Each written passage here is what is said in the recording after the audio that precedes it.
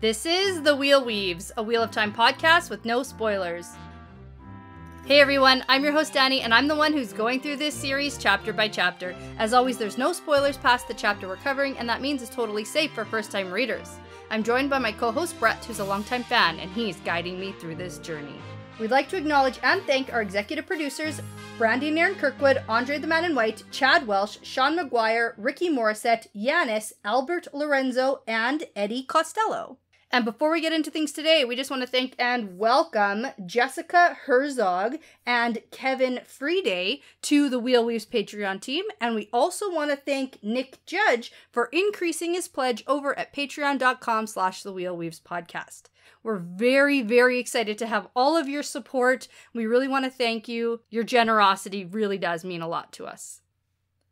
And in this episode, we are talking about chapters 1, 2, and 3 of New Spring. We are. It's a new book. There's a lot to go over, so just to get the chapter titles out. Chapter 1 is The Hook, Chapter 2 is A Wish Fulfilled, and Chapter 3 is Practice. Here we are. Before we talk about anything, we should do the spoiler warning. Here we are. So, at this point in time, we have read the entirety of Fires of Heaven. Yes, so we finished book 5, and now we're doing the prequel. New Spring. And tell the people why we're doing the prequel right now. Yeah, so although we're not reading this in publication order, because New Spring did come out after book 10 in the series, we're reading it now because the TV show is coming out in about a month, 2 months or so.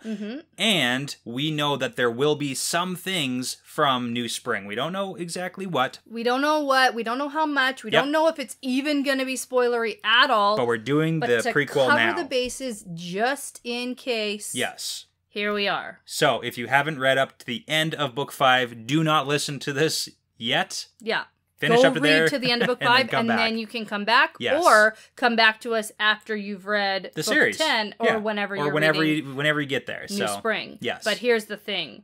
You will be spoiled. Yes. And I have to say it 1,800 times because that's my biggest fear is that we accidentally spoil something for somebody. So if you're a new reader and you haven't read any of the books yet and you picked up New Spring because you thought, hey, this is where I'm supposed to start. This is the prequel. This is not where you start. Go and buy Eye of the World, read that first, and then continue.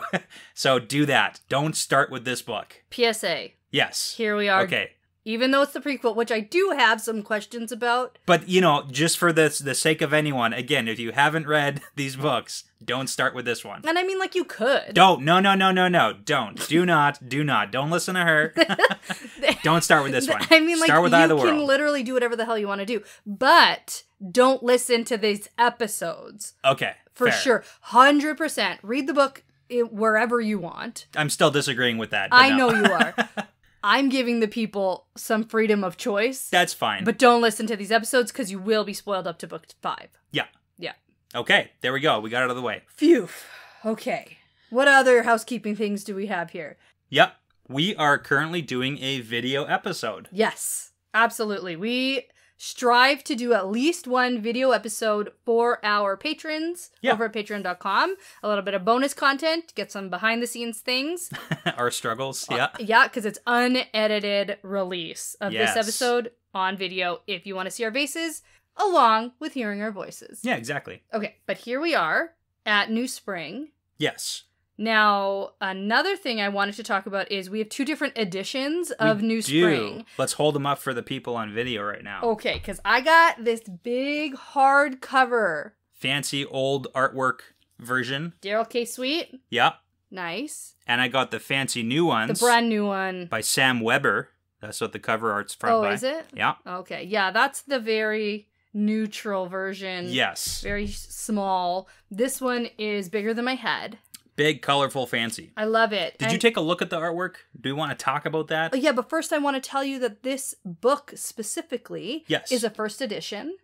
Oh my goodness. Yeah, and because I know that it only has up to Crossroads of Twilight. Oh, fantastic. Printed in the front of the book, which is book 10. Yeah. And so there are no other books printed after this one when this one came out. And I have somebody important to thank for this book because in August of 2019. Holy smokes, that's so long. That's like 2 years ago. Yeah, we had been podcasting for a few months. 3 months. Yeah. And somebody on Twitter posted that they picked up 2 copies of this book at some used bookstore. That's crazy. Okay. And was like, who wants one? I'm sending them out. And I said, I'll trade you stickers for a book. And she said, done. All right. So here's the thing about that. This lovely woman named Sarah sent us this book just from the goodness of her heart. I didn't know if we were ever going to even read New Spring or what it was or how far we would ever get. But I was like, that's a cool looking book, hardcover, first edition. Sure, let's get it. She sent it to us with a beautiful card that said, enjoy. Hope you like this book as much as Loyal would. And at that point, you probably didn't even know. Yeah, I knew who Loyal was. Did we just meet Loyal? We were in Eye of the World and I knew who that was. Okay, like barely. Just, yeah.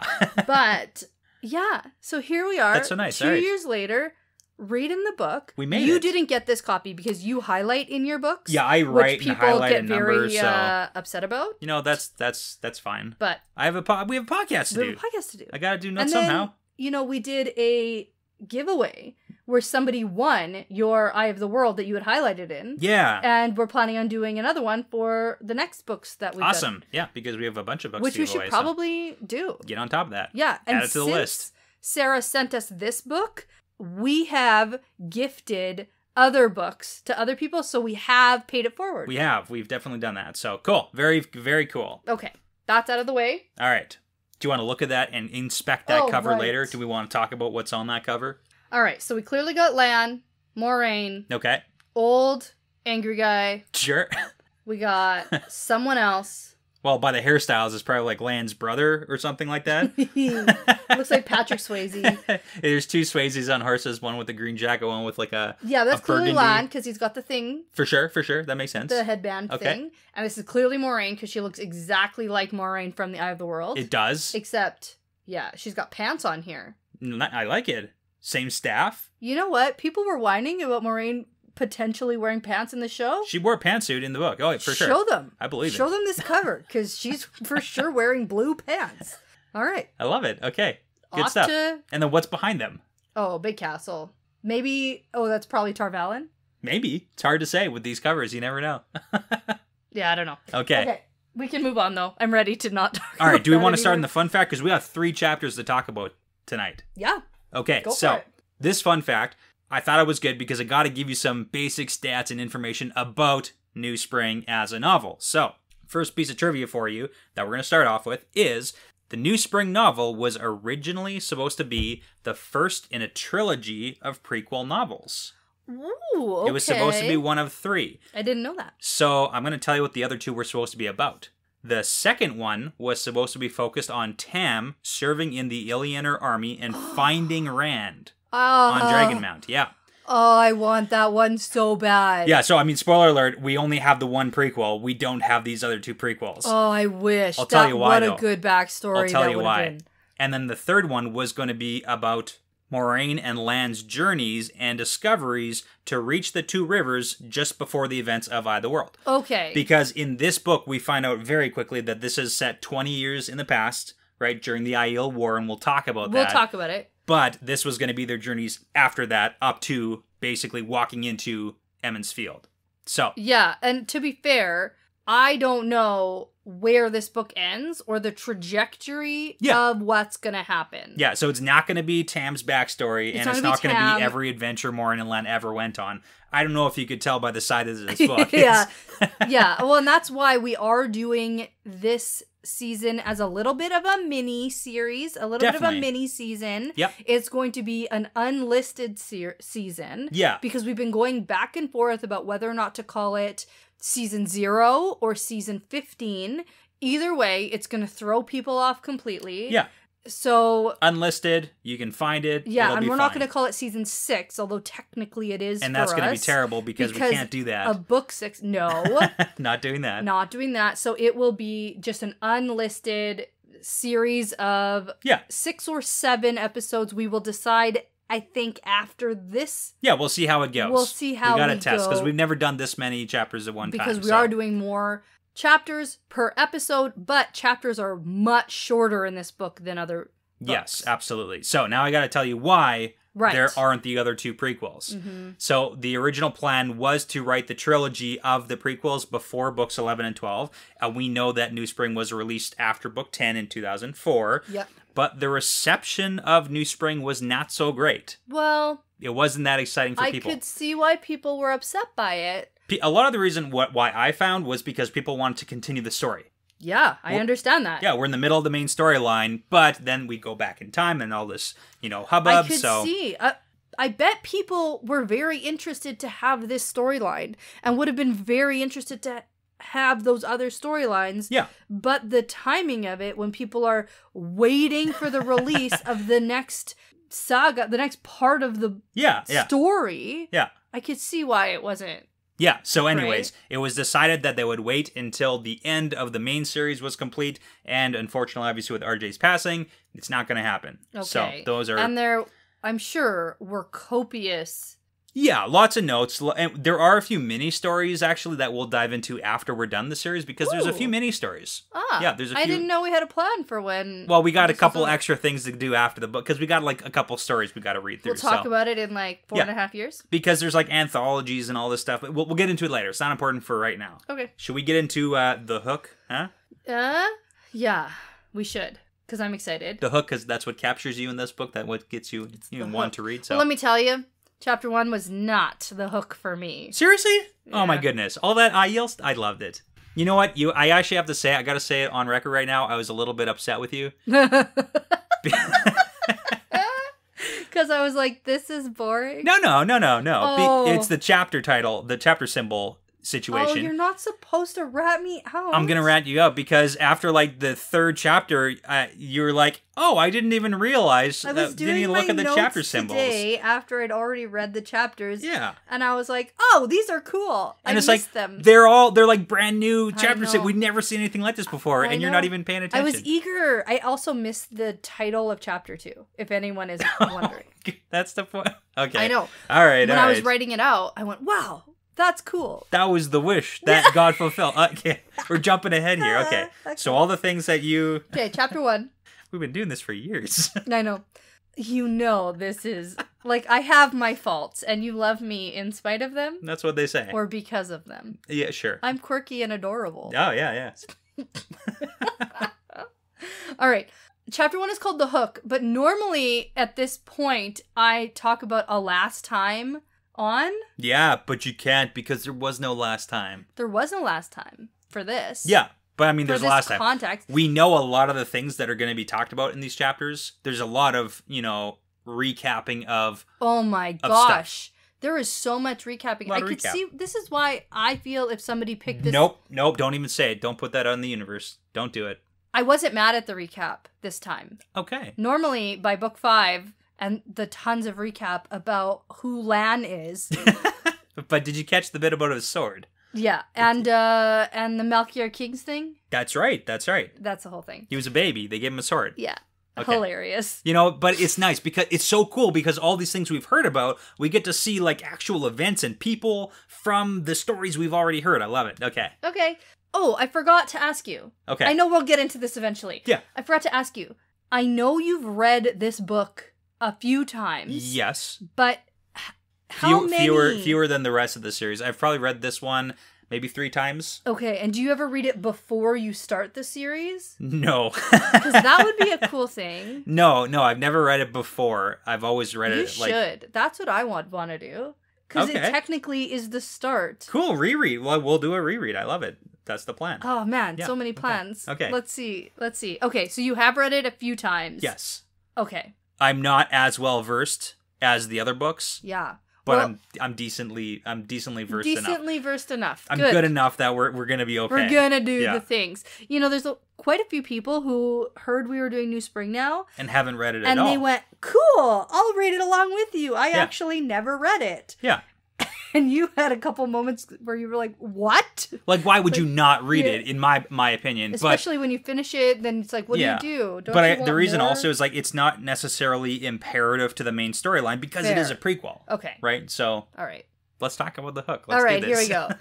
The chapter symbol is a helmet, which I can assume is land. Yeah. Similar to a Shanshan helmet. Yeah, like, not even at all. I mean... No. It's actually Lan's helmet from the Eye of the World cover, if you check it out. Oh. Right? Oh, because he's got the thing. That's the whole... That's a really, really important part of this entire chapter. That is important. Yeah. I know it's important, but... As far as chapter symbols of helmets go, sure, the symbol itself is similar. I just remember the first time you saw the Shanshan helmet symbol, you didn't even know it was a helmet. No, I did not know it was a helmet. Yeah. And it was in this old book where the print was like basically all just black. Yeah. This is better. Yeah. Okay. Okay. Anyway, so we're going to enter in our Lan perspective, which is so cool because up to this point that we've read in book 5, have we seen a Lan perspective? I don't think so. I really don't think we have. Yeah, I can double check, but like I really don't. I don't think it's really a thing. No, I don't. Okay. And if we have, it's like been one sentence. Yeah, it'd been like a half a perspective of. Like maybe, but I really don't think so. Yeah. Yeah. I can't love Nynaeve. Yeah, even something like that. Yeah, but yeah, I don't think so. Okay, anyway. It's nighttime, it's cold, and there's snow. Love it. Which is interesting because it's not spring yet. Uh-huh, okay. And in these 3 chapters, we get a lot of reference to how cold it is outside. Very right cold, yeah. So Lan is walking through his camp of soldiers. He's doing his rounds to check up on the guards that are on, like, lookout duty. Yeah, because they're all sleeping. What's the word? Sentry. Sentries? A sentry. A sentry. Yeah. Okay. We learn right away that they've been fighting Aiel, so they're not using fires because that might give them away.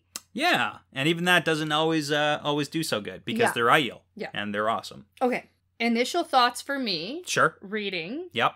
Is number 1, we're in the Borderlands. Okay.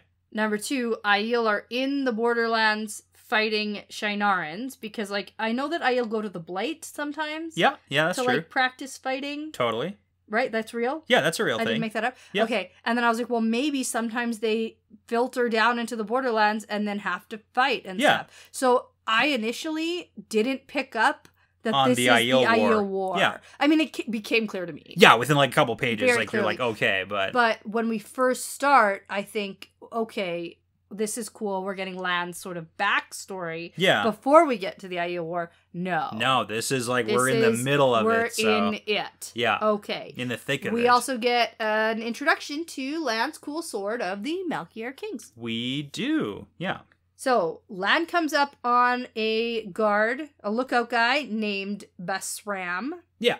He's sleeping on the job, and Lan calls him out on it because an Aiel would be waking him up by slitting his throat. Yes, because that is very true. Yeah. Besides that, it's cold enough that you will lose your toes or your feet, and even with Aes Sedai nearby healing, that's not great. Yeah, it's not good. So we actually get a couple of internal thoughts here. So number 1, we do get the whole helmet chapter symbol thingy that's Lan's because it's the open style as you see it. And I'm going to show people because mine as well. It's the open style, and importantly, it has the crescent moon above his forehead, which seems to be a status symbol for Lan, because we kind of get that thing with the next guy, Bukama, who has the right to a crest, but doesn't wear it on his helmet. Okay. And you know what's interesting, too, is later when we see the soldier guy ride up who doesn't introduce himself, Lan thinks to himself, ugh, now I can't introduce myself without sounding boastful. Exactly. So, like, Lan knows, like, his status. He does. So... He's a very status hierarchy guy because he's a soldier, right? Yeah,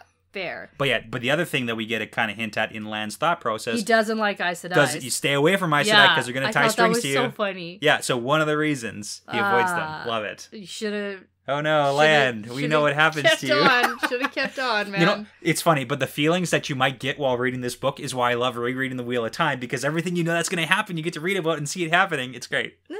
There's quite a bit, I could see some foreshadowing. Yeah, like you know what's going on. Yeah. It's great. Yeah, it is good. So all the men that Lan is commanding right now are a part of an army called the Great Coalition. Yes. Or Grand Coalition. Or Grand Alliance. They're good names, yes. So here we go. Yeah. His camp is over 300 men, and Lan moves on to the next guy who's supposed to be on watch. Who's also sleeping on the job.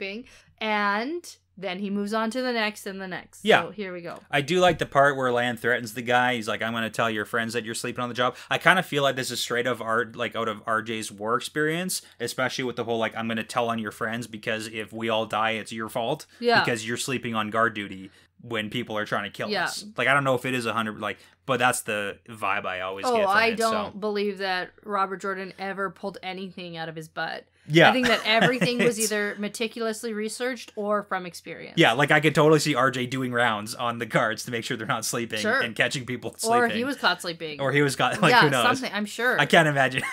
Yeah. But yeah, you get what I'm saying. Yeah. So then Lan hears someone behind him, and it's Bukama. Yeah, Bukama. Bukama. Bukama. Bukama. Bukama. Yeah. Okay. I didn't listen to the audiobook for the pronunciations. I did. You should be better at this. I know. Bukama, I think. Okay. I think that's what it is. So he had been one of Lan's teachers back from when he was a boy. And he's here to watch Lan's back because a, quote, Aiel dark friend. That's important. Could sneak up and kill Lan. And I think that the old angry looking guy from the cover is probably this guy. Okay, I could see that. Probably I can see this that. guy. Yeah. So that is important because we do get that whole recap on the whole story of 20 teachers, 20 like soldiers took baby Lan with a sword and saved him. But it's kind of sad because Bukama is the last of those 5 surviving. So the 5 who actually saved him and got him to safety, he's the last one. Yeah. This is the guy. And this is where we get the Hadori. Oh, yeah. We hear about Lan's leather cord holding his hair back. Yeah. And the burial ceremony. Yeah. He's buried with nothing but that. Oh, okay. Yeah. Cool. So Lan asks Bukama if he still believes that the Aiel are pledged to the Dark One. Yeah, this is big. Because rumor has it, all Aiel are Dark Friends. Yeah, this is really big. Just some of them. Yeah. Don't worry, they got the one that was a Dark Friend, though. Well, in book 5. And that's it. We did it, everybody. There was only one. Okay.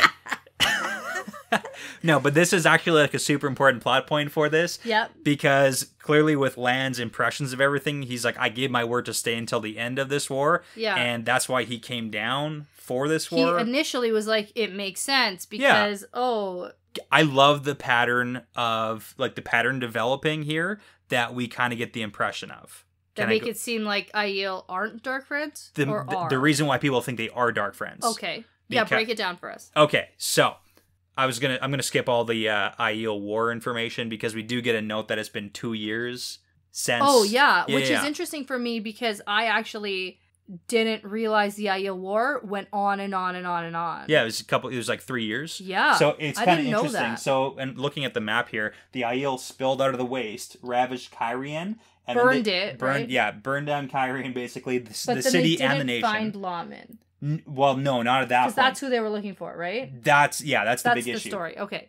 Yeah, and then they went down to Tyr. They got over into Andor, and then now they're actually in at Tar Valon, right? Which is where this fight is happening right now. Yes. So it's been about 2 years of fighting, and that's why we got to the whole the Grand Coalition is like a dozen nations gathering together, and we get numbers and all that stuff. But I love, again, coming back to the pattern that emerges as to why people think the Aiel are Dark Friends.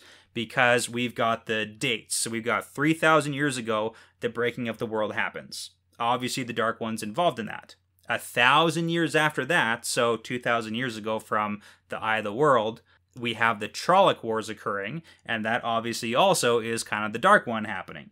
Then 1,000 years after the Trolloc War, so like every 1,000 years something big happens, and then 1,000 years ago from present time, we've got the Archer Hawkwing Empire collapsing. Mm-hmm. And if you remember, we know that Ishamael was always bragging about, hey, I was in his ear and talking, and that's why Archer Hawkwing sent his armies across the ocean and all that stuff. So sure, maybe. Historians... Like, that part I don't know really about. But this is the thing. Historians think that the Dark One had a hand in Archer Hawkwing's empire collapsing and everything. So every 1,000 years, something happens with the Dark One, right? Yes. So Now, present time, it's basically been another 1,000 years since Arthur Hawkwing's empire collapsed, and then the Aiel spilling out of the waste. Nobody knows anything about them except that they're like savages and all that stuff. So people just automatically assume, yeah, it makes sense. They must be Dark Friends, and it must be the Dark One. Here we are. Here we are. Okay. But Lan doesn't think that anymore. Not anymore. He doesn't. Not from what he's seen. Yes. But he's here to the end because he gave his word. He gave his word to help, and he's not leaving till the job's done. Yeah.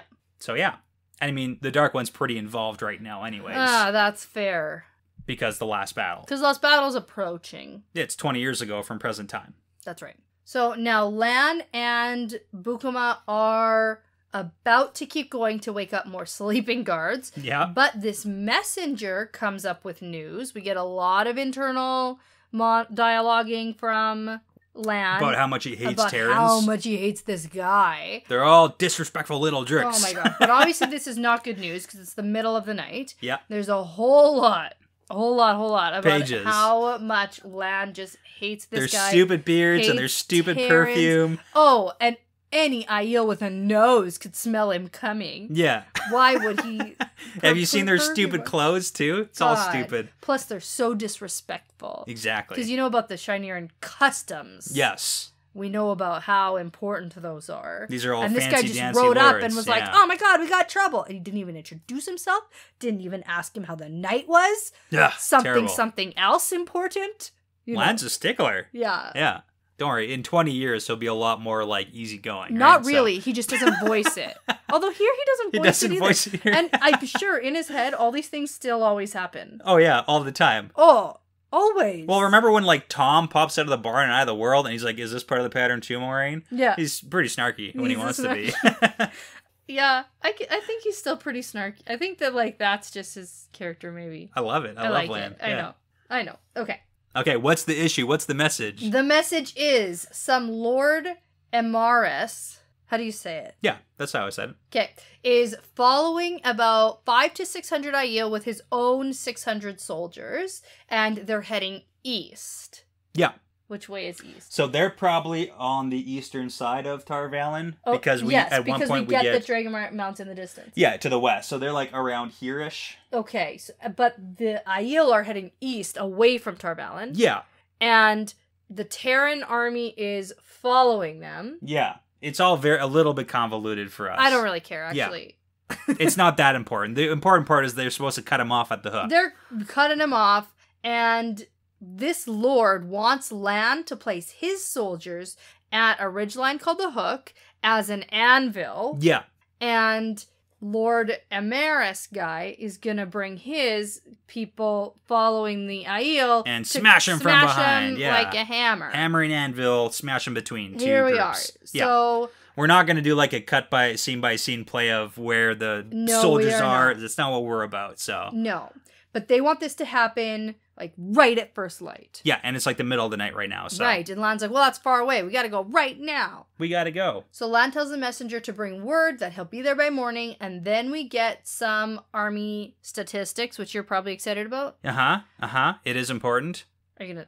Yeah, so we have 200,000 men from a dozen nations, plus tower guards from Tar Valon, and even a contingent of White Cloaks. So 200,000 guards. And if you remember, the Kyrianan War had way more people than that. There's like half a million soldiers in and around on both sides. One day. In one day. That's why that was very shocking. It was shocking. And this is the Aiel War where they gathered like over 200,000 soldiers to fight back the Aiel. Yeah, so, for years. So Rand, so Rand coming in with all the Aiel. Here we are. Big news. It is. It's a big deal. Yeah, I see how that's crazy. Yeah.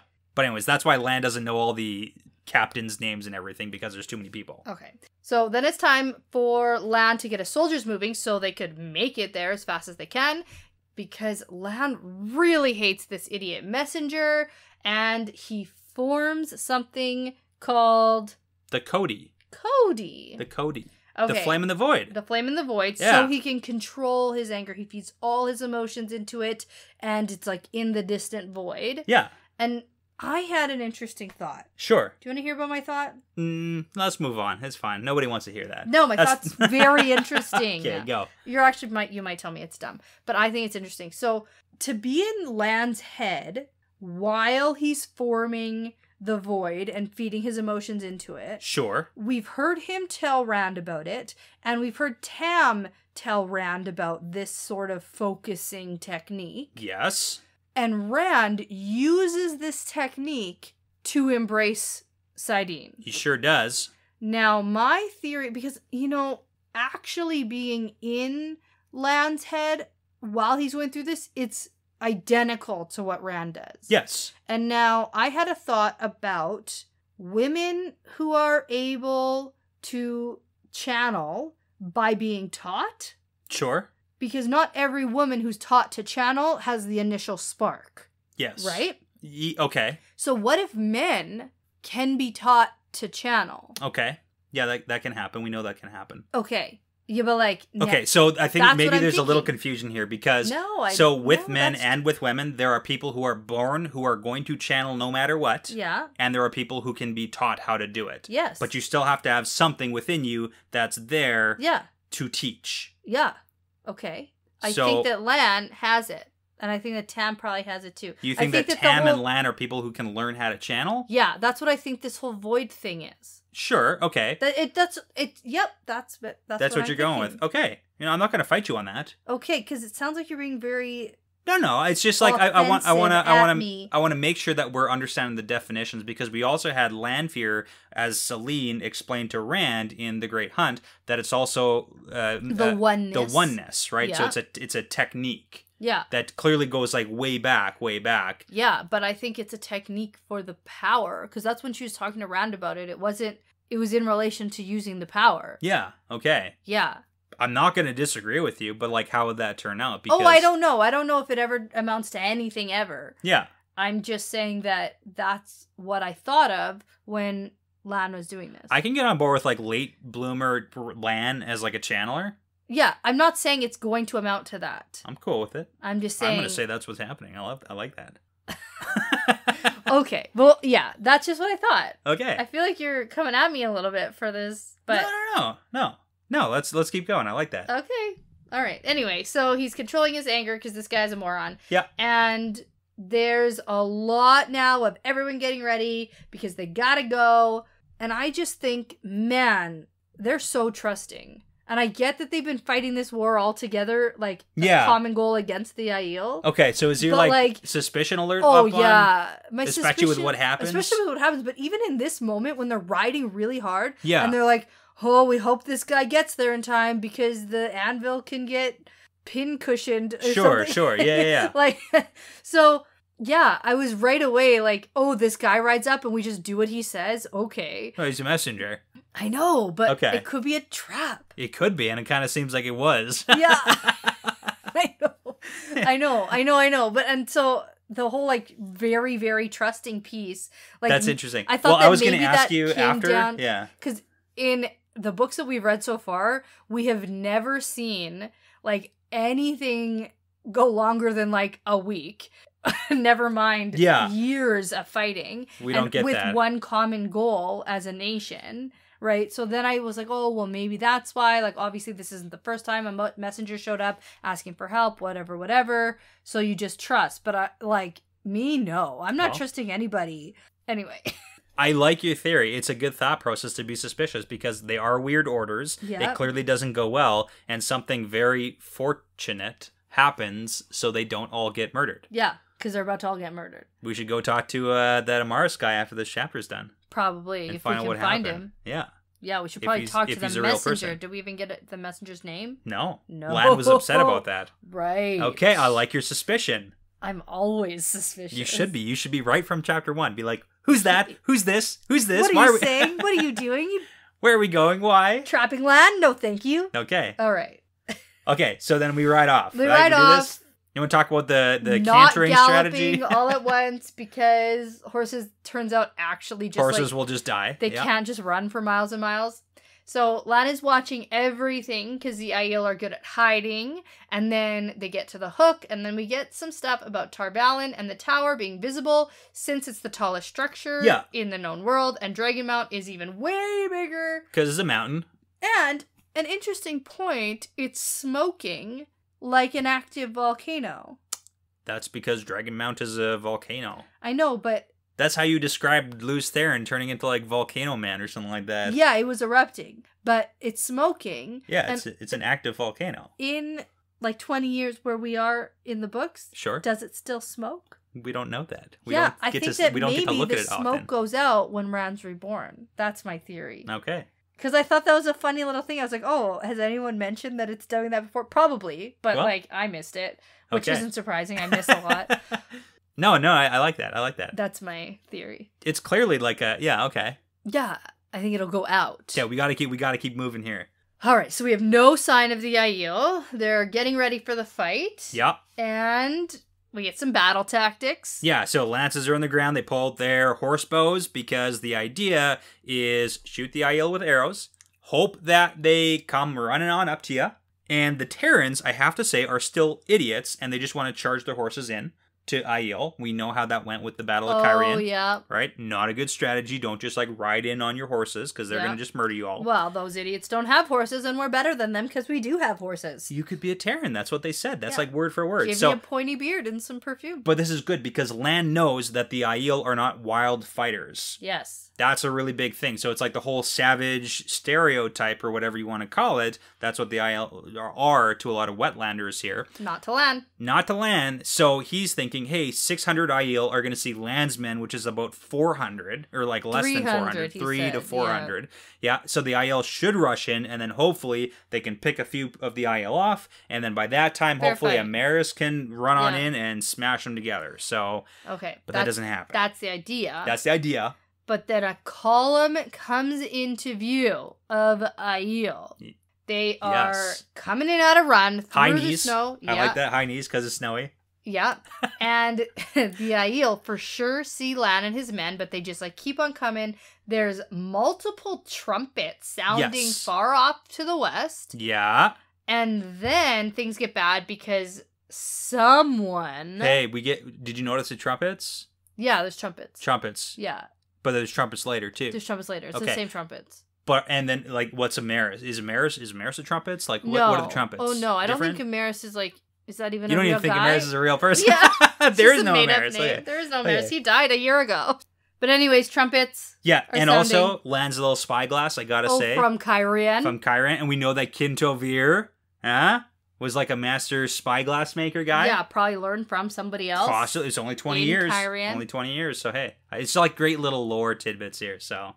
Anyways, so all the Aiel are piling in. You know, it's interesting because there's a lot of things that happened in Fires of Heaven... That are relevant here. Uh-huh. And so I'm glad that we had the opportunity to wait at least until... Because there's things to pick up. Definitely. Like, especially like where we get lots of information about Swan. Yeah. In Fires of Heaven. Yeah, absolutely. And I bet we get more and more and more, and I bet it's even better to read it. That's why we can reread the series, so anyways. Yeah, but it's probably definitely better to read it after book 10, so now I'm on your side. But yeah, okay. Okay. So let's get to the 2,000 Aiel that spill out here. Oh my god, so there's so many. They're coming in. It's not 5 to 600. Someone has miscounted very badly. Yeah, no. Or it's on purpose, because that's immediately what I was thinking. Love it. Someone wants Lan to get murdered. Lan doesn't want to get murdered, though. He doesn't. He thinks that. He's like, I'm not going to run away, but I also don't want to get murdered with no purpose here. Yeah, but there's really no other option. Yeah. Even some of the other guys he's with start saying... Embrace death. Yeah, which is funny because that's what... Remember when the Lan and that old guy Warder were with Adelius and Vandine and Moraine, and then the Drakkar comes down to try to suck Moraine's soul out? Yeah. And they're like, embrace death, and attack the Drakkar. Yeah. Because that's like what you say before you know you're gonna die. Yeah. And clearly, these odds, they know they're gonna die. Yeah.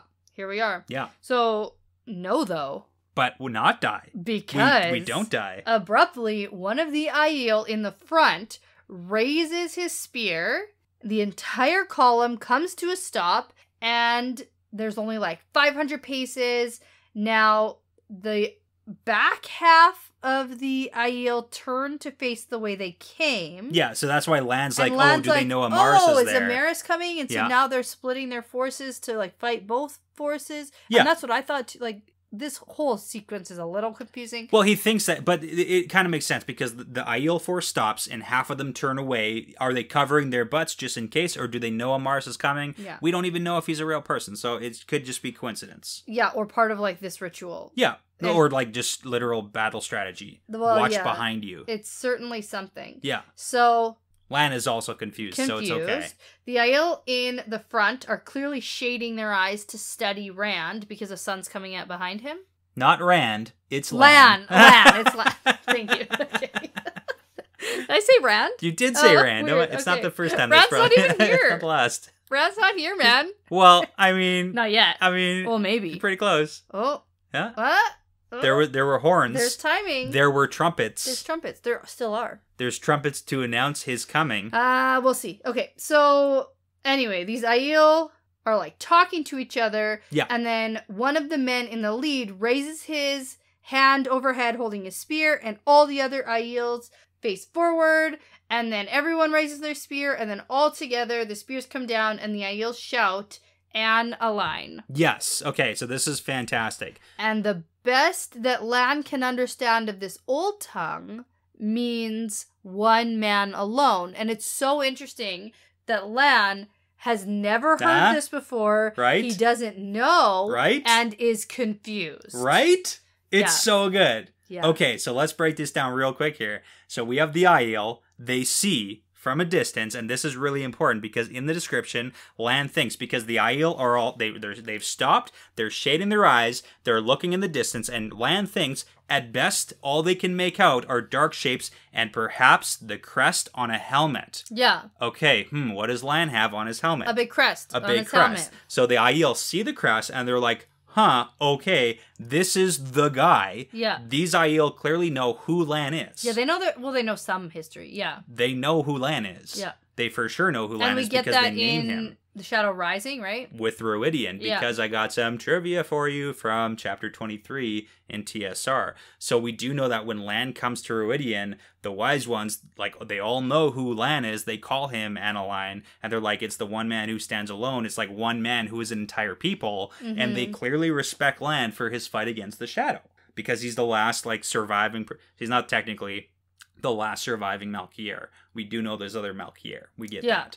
But he's like the big dog. The last surviving, like... Of the royal line. Yeah, line. he's like the last king, right? So, but this is the big thing. So, they think, the wise ones, we get this breakdown from the appearance at Ruidian. They say it's not definitive that Rand would come to Ruidian. We didn't know that if Rand didn't come, Rand would die and so would the Aiel. If Rand survives Ruidian, at least some of the Aiel will survive.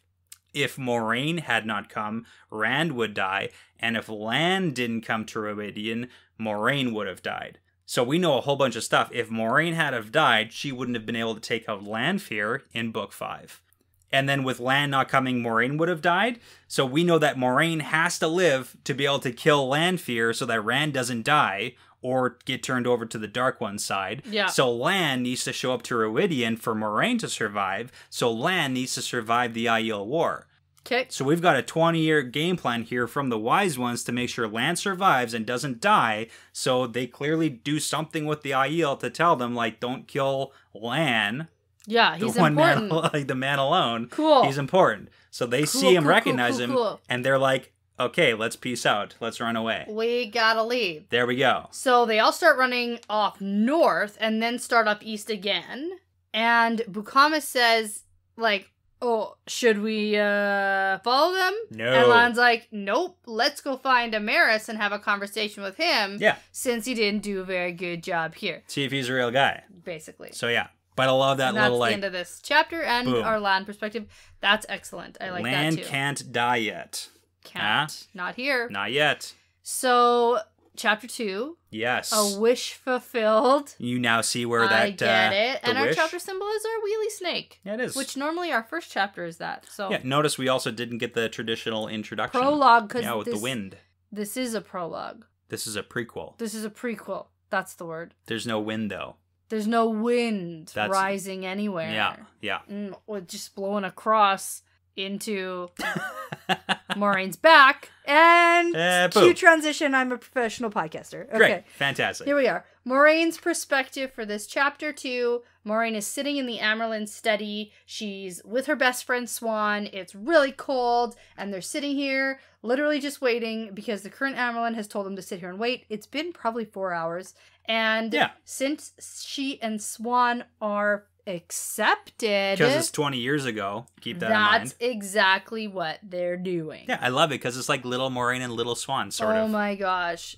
Sort of little. Not really little. They're not children. They're adults. No, no. I know that. But little in terms of immaturity. Yeah. I think it's wild. And I do have a note later about Moraine's insecurities. Sure. And, she might still have those insecurities. She just might not show we've them. been in her head before, and she doesn't really have this problem anymore. Yeah, well, like now, all her insecurities stem from, am I going to be a good enough Aes Sedai? Yes, yeah. And so I think that she's learning the wordplay. She learns that, yes, I am, and I'm great. Well, 20 years does a lot, right? That's like a long time. Oh, yeah. The experience there is definitely great. So we get some description about what's going on. They're in the tower, but there's a smell of smoke that's heavy in the air from the burned villages all around Tarvalon because of the Aiel war that's going on. We also get that the Aiel have come into the Tarvalon area just a couple days ago. Tarvalon area, not the island of, just like... No, the walls have not been breached. Yes, okay. Yes, so they've just reached here in the last couple of days. Even though this war has been being fought for years, here we are. This is brand new for these... It was very important for the Aiel to make it to the walls. Yes, of Tarvalon. Okay. Because Rand had to be born. Because Rand had to be born... on the slopes of Dragonman. And Tigraine had to... give birth there. Right. Because of prophecies. Yes. Here we are. It was important. They had to do a thing. It stresses me out, even talking about spoilers, when I know that... It's okay. We gave a good spoiler warning. If you haven't read this... I know. Okay. I'll get over it. But it worries me. Okay. It's okay. We know who Rand's mom is. We know what happened. Rand got born on the slopes of Dragonmount. I know. There's trumpets to announce it's coming. I just hope that people listened, and aren't just getting, uber spoiled. Okay. All right. So pretty much everyone except the actual Aes Sedai are being kept completely in the dark about the war, but Moraine knows some of what's going on. Yeah. But she wants to know more. That's because it's her uncle who basically started this. Which is interesting because I don't know if we knew the familial connection. We knew they were related. We didn't know to what extent. They had the same last name, right? Yes, we knew it was the same family. We didn't know to the extent. And we know she grew up in the palace. Yeah. But we didn't know...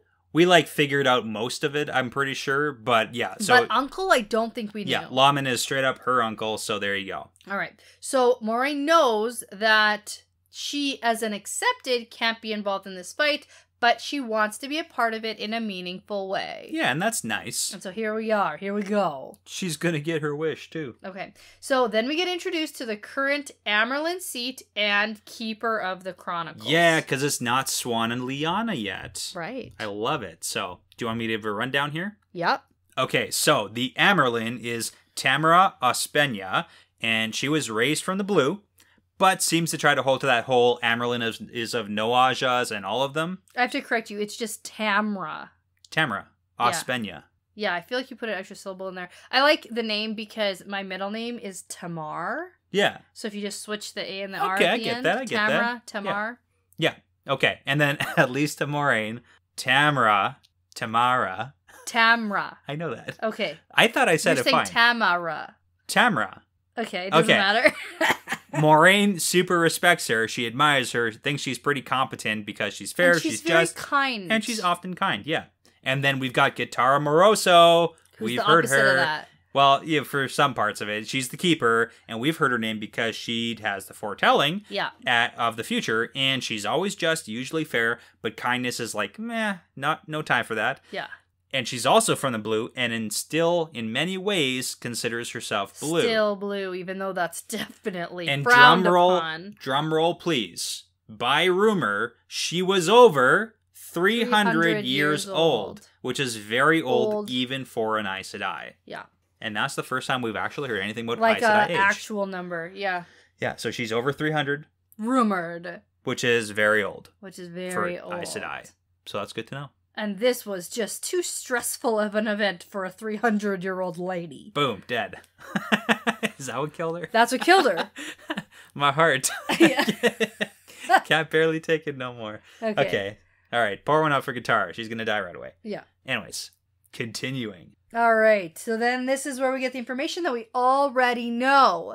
That she has the foretelling talent. And although it's usually a very occasional thing, yes, there's been a lot more recently. Yes, it's become more common. Yes, and so it's possibly because of the Aiel War. People don't know, but there's a lot of rumors flying around this place. Yeah, and this is where the wish comes into play. Right, where she's like, I wish I could see a foretelling. Yes. Yeah. Yeah. All right, and then this is when Moraine realizes that she and Swan have been there for 4 hours, and in that time, Gitara has been working on writing the same letter but has barely accomplished anything. Yeah. And Tamra is... She's reading papers, but, like, not reading them. Not really reading They're them. both basically waiting and staring. They're very, like, distracted. Yeah. And they're just, like, hoping for some news of something. Something's going on. What did Gitara foretell? Yeah. Well, this is also big because Tamra and Gitara are literally, very literally, the only two Aes Sedai in the tower at this moment because every single other Aes Sedai is out healing. Out healing. Because there was like some big incident or whatever. No, it says every Aes Sedai with the talent for healing. Well, so the chapter, the words say Tamra and Gitara were the only two Aes Sedai actually in the tower at that moment. I thought it was anyone who had any talent were out healing. Yeah, so is that just everyone? It says they're the only two Aes Sedai in the tower right now. Okay. Yeah.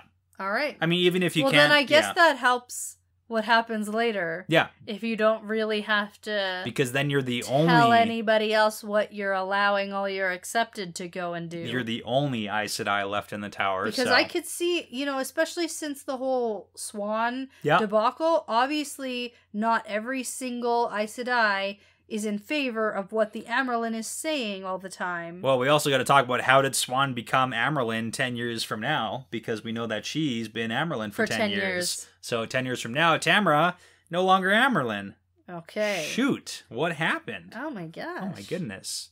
I bet we don't get that. She too had a heart explosion. Probably not. Okay. Anyway, okay. So this is where Moraine and Swan exchange some glances, and we get a whole bunch of a backstory about Swan and their friendship. Yeah. So now what did you pull out of this one? Yeah. Some similarities. Yeah. They're both orphans. Their mothers died when they were young. Their fathers died since they left home. Both were born with the spark. And that's it. And that's about where the similarities stop. Yep. I don't know. I think they have some other things. They have, obviously. Yeah. But like values and, yeah, the main difference is that, like, Swan was born to a poor fisherman, and obviously Moraine wealthy in Cairhien. Yep. Moraine was given a grand ball at the tower, like, before she left for the tower. Yeah. Because I said I respected in Cairhien. Yeah. Not so much in Tyr. This is sad because Swan was bundled up on a ship the same day that her sister found out that she could channel. Get the heck out of here! That's literally what it was, and that's a little bit sad. Yeah. And so Swan is in full control of her temper and loves puzzles, and Moraine not so much. Yeah, and the whole horses thing. Oh, yeah, Moraine loves horses and Swan hates them. Yeah. And then educational backgrounds. Educational backgrounds. Yeah. Although Swan is an excellent learner. Yeah, but they all, like, both of them are held up as examples, as great people to study and learn and, pass their accepted test. Yeah, so number one, this is where I picked up on Moraine with her insecurities. Okay. And the fact that she has a temper, which she's trying to control. Yes, she does. And Swan has already controlled her temper. Oh, yeah, but not her foul mouth. No. Turns out. But now, Moraine with a temper is a hilarious oxymoron 20 years from now. No. She's really got that on lockdown. Oh my God, she's leveled it up. And I mean, like, she might have a temper. Yeah. But she does not let anyone know. Okay, so here's a question. Yeah. Does she maybe understand Nynaeve more than we think that she might? 100%. Yeah, right. And I also... More than Nynaeve thinks that maybe Moraine understands her? Yes, but I also think that Nynaeve inherently might see through. Yeah, and might see some of those temper pieces and might see herself in her, which is why I don't like Nynaeve so much. Yeah. Because I see myself in Nynaeve. I get that. But also, let's talk about that third person who's also pretty good at stuff. Oh, yeah. So we get that Moraine, Swan, and Elida have finished their novice training in just 3 years, which is setting a new record. Super fast. Yeah, well, guess who else comes along and sets a bunch of records? Who? Nynaeve. Yeah. Elaine. To be fair, we have heard that Nynaeve being pushed immediately to accept it is not totally unheard of. It's happened a few times before. Okay, I guess in the last 20 years. Because this is setting Yeah, a so record. I kind of think of it as like as an exception is if you are put into the novice book and then it takes you a amount of time. But like Nynaeve was never put into the novice book. Fair. She was just immediately put to the accepted. But then that means Egwene and Elaine have moved on to accepted in like record time. Like a month? And all it took was getting like kidnapped by the Shan-Chan and stuff like that. So hey. And learning a different way. Okay, but moving on, there's the sound of hundreds of trumpets coming from the distance, and it sounds like an urgent call. Yes. Now, Tamara and Gitara are on edge here. Tamara tells Moraine to go see if there's any news from the battlefield, and she tells Swan to make tea, which seems like a less important task, but like maybe that'll calm their nerves. Well, Moraine's task is nothing also. It's also nothing, because the girl standing outside the door would have just come in with news if there was news. But it's like, how would the trumpet sounding outside the window, how would the novice even have news yet? That's not how news works. I know. It seems crazy. But this is the thing. Tamara and Gitara are super on edge about something. Like, we know something's going down. Yeah, there's obviously been a foretelling this situation. Something is going on. Yeah. So then we get about 3 pages of Moraine so much going out to check on some novice who, interestingly, Ellen has been a novice for 7 years. Well, she's still reading those dumb romance novels. That's a lot of that's why she's pot washing. That's why she's still a novice. That's a lot of pot washing. If she applied herself. Because she's actually older than Moraine. Yeah. But, she doesn't have any news, obviously. And this is where Moraine gets to do some practicing of Aes Sedai skills. And she's not super great at it. No, yet. She's not good at it. She doesn't do a great job. No, and she she's like scolds herself for being bad at this. Yeah.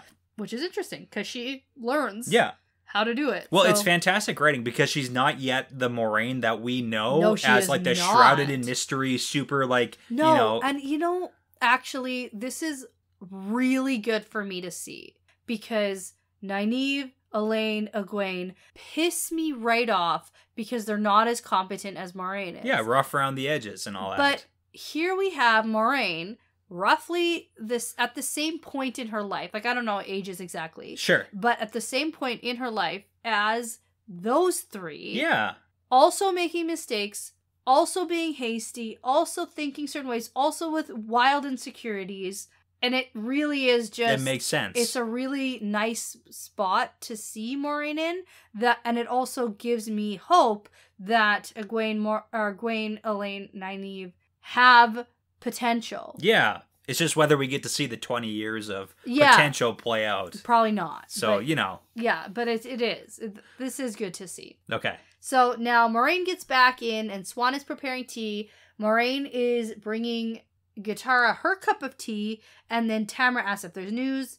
No. There's no news. No news. It's kind of interesting because the whole like Gitara likes lots of honey, and they're kind of like RJ's kind of humanizing Gitara just a little bit for us because she's gonna die like in 3 seconds. Yeah, so we got to get a little bit of character here. Yeah, because just as Moraine is passing Gitara the tea, Gitara jerks to her feet, stands rigid, wide-eyed with terror, and she cries out. He is born again. I feel him. The dragon takes his first breath on the slope of Dragon Mount. He is coming. He is coming. Light help us, and light help the world. He lies in the snow and cries like the thunder. He burns like the sun. And then she promptly dies and falls onto Moraine. Yes. And then Tamara's there immediately, but it's too late. Yeah. So this is interesting because we heard this exact scene from the perspective of Moraine way back when she was telling like why she's on this whole journey and all that good stuff. Was that in The Great Hunt or was that in Eye of the World? I don't remember exactly where it Oh, was. I thought you would have looked that up. No, I didn't. Okay, but we but got it to was see way this back description. when. Yeah, it was like very early on. I know we so. have seen this before, and I have to Yes. tell you, either in the time it's taken for me to hear this again, or at the time I misread it. Okay. I was under the impression that this happened when Swan and Moraine were being raised to Aes Sedai. Interesting. Okay. Like at the exact moment? Yeah, or? like if before yesterday when I read this, Yeah. you had asked me, tell me about the time that chick foretold the dragon being born in the presence of Moraine, I would have told you it was in some hall during like a ceremony where Swan and Moraine were being raised to Aes Sedai. Okay. And then the chick falls down and dies. And it's very surprising. And for some reason, I thought Varen was there. Okay. But Varen was there when... So it was something else was happening. It was in The Great Hunt. Okay, I was right about that. Chapter 8 called The Dragon Reborn. And it was Moraine was telling a bunch of stories because that was the same chapter where she told about Tam serving in the alien army and served during the White Cloak War. And then, she tells the entire story about how she saw this event happen. She doesn't really do a whole lot of like explanation of maybe what I happened. like created this scene in my head. Well, because the Amyrlin was there and swore Swan and Moraine to secrecy, so only those three knew about this foretelling. And she understood that not all Aes Sedai saw the rebirth as it must be seen, and then she set Moraine and Swan to search. To clear things up, when we first started talking, you said you hadn't looked it up, but while I was talking, you looked it up, and that's how you got all this information. Yes, that is true. Yeah. Yeah, so no, that's Moraine telling Rand about that. Yeah, okay, so I just made up this whole scene in my head then. Yeah, this is when they were telling Rand. So yes, Rand and Swan and Varen was there because Varen it was them. At that point, but she wasn't there during this foretelling. Exactly. So there we go. Figured it out, I guess. Here we are. Okay. Well, sort of. We figured out that I have like a wild imagination and just like make things up in my head. Yeah. Well, we knew that though. Yeah. That's how people have their boobs out sometimes, and you're like, why isn't she wearing a shirt? Yeah, that did happen. That did happen before. That made that scene so much better. Yeah, anyways, okay. But let's get into that. So it's really very interesting to me because in this description and in the next chapter, and we're going to talk about this, but it sounds like from the sounds of everything is they don't necessarily take this as literally the dragon is reborn right now. But in Guitar's foretelling, she says, he is born, I feel him. He takes his first breath on the slope of Dragonmount. So, but the trumpets were already sounding. They were sounding. So the trumpets, I think, are for something else. I know, but it's like, it's, come on. Okay. It's for something else. No, it is for something else. It's clearly for. It's not a bunch of trumpeters announce it, but it's a very like the trumpets will announce the birth of Aiel just had a baby. Rand al'Thor. The baby's dying. But that's what I'm saying. That soldier just picked up this baby. It's symbolism. It's symbolism. Okay. Oh sure. No, but it's a funny thing because they don't take it as literally right now Rand is born. But I think Guitar says Guitar does. No. I mean Tamra. Tamra doesn't. Does though, because the second that she like literally later this day she's sending all the accepted out to find all the women who've given birth like today. So why would she put the date range of like from the beginning of this war to whenever? To trick the accepted. I just want to see if we're there. But that's the big thing. Oh yeah, because she can't just be like today matters. Today matters is very important. It's like this whole scheme that she's write down the date. Yeah, this whole scheme matters. Okay. But that's the big thing is like Guitar is clearly being like he is right now. We get to see, and you know what that means is that Tam al'Thor is on the slopes of Dragonmount right now. And he's about to find baby Rand. Oh my god, it's so sweet. Okay. Here we go. It's fantastic. There it is. So now that Tamra realizes Guitar is super dead, she looks to Moraine and Swan and says, you're both intelligent, you're not deaf, and you know what she just said. You know what happened. You know what's going on. So Tamra tells them that they will talk to nobody about this for any reason, and if necessary, lie. And that's big. Even to a sister. Yes. So Guitar died without speaking. Say That's what you have to say. Yeah. And Moraine and Swan both nod because they're not full Aes Sedai, so they can't, or they can still lie. Yeah, They can very bound. technically still lie. And so, but now they're being ordered to specifically lie, and that's something else completely. Yeah. Especially lying to like an Aes Sedai. It's crazy. And so Tamara tells them to send in that novice to get some help, and remember not to say anything to anyone, for any reason, for anything, for any time, for any reason, to anyone. To cover up. It's a cover up, people. It's a cover up. But this is Moraine's wish coming true. This is the wish that is fulfilled. She got to hear a foretelling. And it's a big one. And she's going to get to take part in finding the Dragon Reborn. And she does find the Dragon Reborn. You know, it's like a whole new level of understand how, like where Moraine started, and then to where she is in like the end of Fires of Heaven. She has given up her like entire life. She's dedicated to this. That's what she's doing. Well, she's dedicated her whole life. Yes. To it. So I mean, it's big. It's big. I know. Yeah. That word dedicated keeps popping up at me. Because meaning different things. Yeah. The dedicated. The dedicated. Anyway, I'm so excited. Are you? Do you like it so far? Do you know why I was excited? Fish. We're on chapter 3. I got to read 3 chapters. Oh yeah. Yeah, that's more than you've ever gotten to read in 2 years. Oh my god, I got to read for so long. Yeah. I just got to keep reading. Yeah. It was great. So much. I'm into this. Yeah, we're going to cut that off real hard in Lord of Chaos. Yeah, I get it, but let me relish. Yeah. Let me enjoy. All right, chapter 3. Practice. And we get the symbol of a fish, which, I don't know, represents swan, maybe? Yeah, maybe. It's a carp. I don't know, a fish. Is it? It kind of reminds me almost of like a koi fish. Koi fish, okay. I like you know how people get those tattoos? Well, don't they like name some fish in this chapter too? Oh, a trout. A trout? A big old trout. Is this a trout? It could be. Do you think that that's what this I'm going to show the chapter symbol for the viewers on the video. Yeah. I don't know what a trout looks like. I've never been fishing before. This one is a very ornamental. It looks like the statue of the fish that we have. Yeah. It does. I think those are koi. Could be. All right. So we start off Moraine Perspective. Moraine and Swan have just left the Amelin's room and they are headed down the halls back to their accepted quarters. Now, Moraine is super stunned by what just happened, obviously, and her mind is wandering, which conveniently gives us information about Aes Sedai and Ajah's. Yeah, we need to get some background information here. So the whole point is that all the Ajah quarters are exactly the same, and she's like, well, why are they all the same? Because we get to choose which Ajah we want to go into, so why would they be built the same? And we know that there are more of other Ajahs than others. Some are bigger, some are smaller, like that naturally is going to happen. Same. But yeah. But anyways, it doesn't matter because there's a lot of space available right now. It doesn't matter. So Swan asks if she wants to get breakfast, but Moraine's like, no, I don't want to eat. She's like, me neither.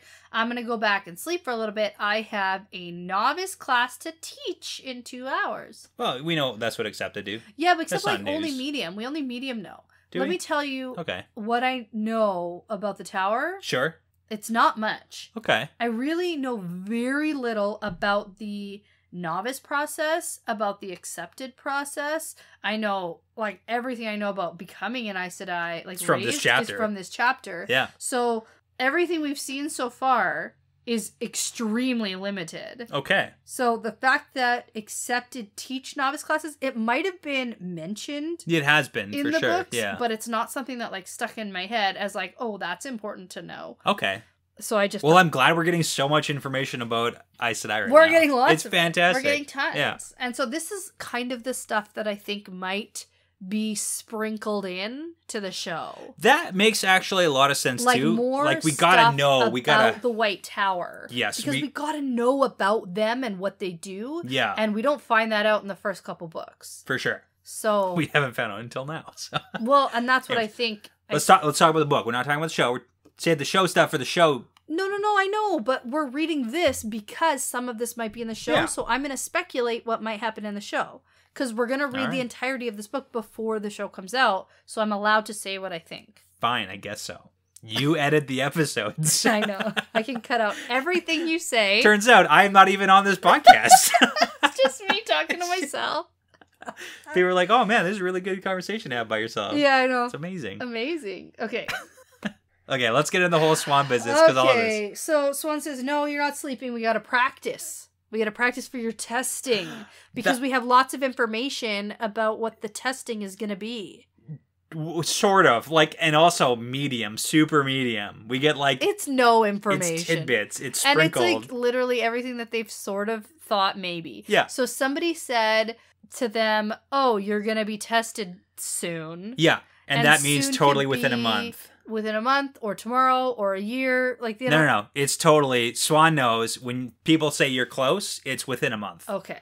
That's the history? That's the... Yeah. That's what they do? Okay. So it turns out that they both need to practice. Practice for the test.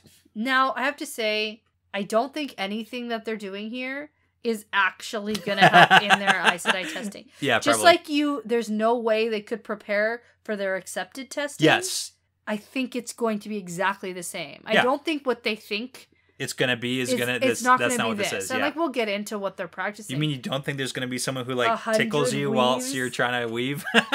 With your hands tied behind your back. Oh, no, okay. And blindfolded. It's getting, and splash water at you while you're trying to weave. whatever you're into. I'm cool with it. It's good. It's not any Yeah. of that. Oh man. Yeah, well, it might be. I don't know. I think that this rumor of what it is has like spread on purpose to freak him out. Okay. It's just like it's a ploy. It's like there's no way this Okay. is what the testing actually is. Yeah. Well, it's kind of interesting because they basically prepare them not at all for the accepted test. Yeah. And here they do make them practice 100 kind of useless weaves. But it's what so is that? useless. This whole thing. There's no way this is what the testing It to kinda- become an Aes Sedai It is. seems like one of those dig a hole and then fill it back up. It's like the Aiel wise ones where like they make you do physical labor that's useless just to like build character. Yeah. And it kind of seems like the same That this vibe is where it's what like this do is. 100 useless weaves. For literally for no reason. reason. Without using your hands. Yeah. for without no gestures. reason. While your friends tickle you and stuff. And then it's like, cool. Yeah, pinch your butt. Yeah, and turn you upside down, whatever. Yeah. We have fun here. It's Oh my good. god. Yeah, Okay. I'm sure that's what this is. Like, Okay. I am like, if we get to see what they're like, I'm sure at some point in the series, I'm gonna learn how becomes. Yeah, like an Aes Sedai test. Like we're gonna figure that out. But Yeah. what does it actually look like? So Yeah. But I do love the little tidbit here where Moraine's like, hey, Swan was born to lead. And she says, I bet that you'll be in the hall of the tower by the time you have worn the shawl 100 years, and Amerlin before 150. Whoa. 150 years is like reasonable for someone to become Amerlin. And that would be like remarkable. It sounds like. Swan does it in 10 years. Yeah. Huh. Well, that's why Elida is pissed. It could have been Elida, It could have been Elida. but she went to Camelin. because of that whole prophecy thing. Mm-hmm. The foretelling. Mm-hmm.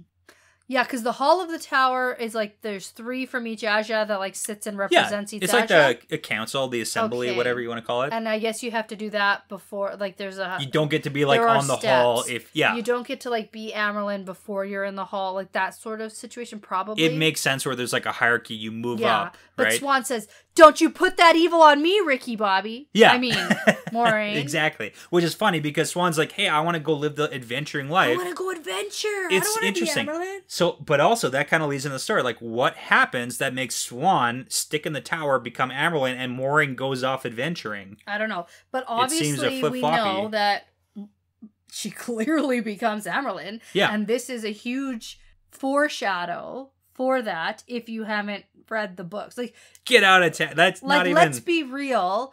Prologues are to be read before book series. prequels. Oh my god. Prequels. I'm sorry. Don't worry, I made that mistake a bunch when we were first starting the podcast. I kept calling the prologues prequels. Yeah. Anyway, aren't prequels technically meant to be read before the series? I mean, not necessarily. Think of Star Wars. No, I don't Boom. want to think of that. That's Best different. example. It's like no. Same thing. It's like sci-fi movies are Doesn't different than.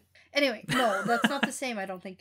No Although I one- do no- like to watch 1, 2, 3, 4, 5, 6. Yeah, no one should ever read this book first. I get that, but if anyone did, this would be a foreshadow. Like, who knows? Why don't we just read them backwards? Okay, your next fun fact needs to be looking up Robert Jordan talking about when you should read this I book. have fun facts about Brandon Sanderson talking about that. Okay, well, I want to hear it. It's not read it first. It's definitely don't read it first. Okay, because here's my theory. You're like shutting things down pretty hard here. That's because I know. I know, but I want this to be a foreshadow because Okay. that means them talking about Egwene gonna be Amyrlin, like in her testing and in different things with Egwene being Amyrlin. Okay. Like they're like literally have that Egwene and Amyrlin have been used in the same sentence before, which Sure. leads me to believe she's gonna be Amyrlin, and it seems like a big foreshadow. And I want this to be a confirmed foreshadow for me. Well, so that I'm obviously gonna be Swan right. becomes Amyrlin. I can confirm that for you. I know, but I want this to be a foreshadow. Anyway, let's move on. Okay. We're almost done this third chapter. Let's keep moving. No, we're not. No, we're not. We're like, it's basically We got some the end. stuff. Don't Nothing worry. important I'm happens. not Russian. I'm Okay. good. Are you good? I'm not Russian, but I am a little Ukrainian. You are. You did. That's a good That's one. funny. Okay. Thank you. Oh, man. That's funny. Okay, so now Swan's going to bring the conversation back to the important Yeah, let's prophecy. talk about that thing that just happened where Guitar friggin' died and fell on you Oh, right. and prophesized the dragon being reborn. No, I don't want to talk about it. We're not allowed to talk about it. Technically, according to Swan, Oh, technically. we're not supposed to talk to anybody else about it. That's right. Yeah, I love that little loophole. Yeah, There so you then go. we get a lot of recap Yep. about what the breaking of the world is. Yep. About what the dragon is prophesized to do. Yep. Who that guy is. Yeah, plus we get a bunch of information about the taint on Sidene Yep. and Men who can false channel. dragons. Yeah, a whole bunch of stuff. Okay.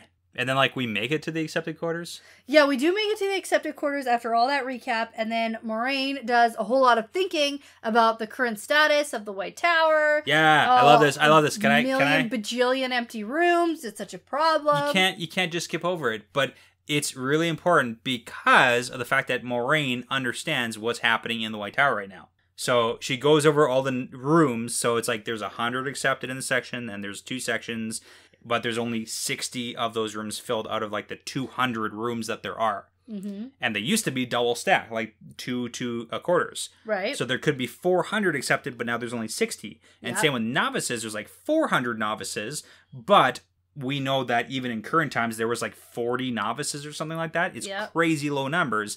And then the tower was built to house 3,000 Aes Sedai, but there's only currently 423 Aes Sedai here. Yeah, we know this is bad. It's We've crazy. heard this bad before. And then 2 times as many throughout the world. in the world, which is like fine, but Moraine understands the White Tower is failing. failing. And the big question is why? Yeah, that is the big question, which I think that we have talked about before. Because my main thing was we should go out and find more Aes Sedai. We should find more people who can channel instead of just hoping they show up at our door saying, I can channel. Moraine can't be the only one who's thinking the White Tower is failing, though. No, probably not. So why isn't there... It's like, oh, this sucks, but what can we do about it? Like, that seems to be the mentality. That's the crazy thing. Yeah. Unless everybody who runs the White Tower is Black Aja. Boom, there you go. And they want, or like secret, like White Cloak sympathizers, and they like want Aes Sedai gone.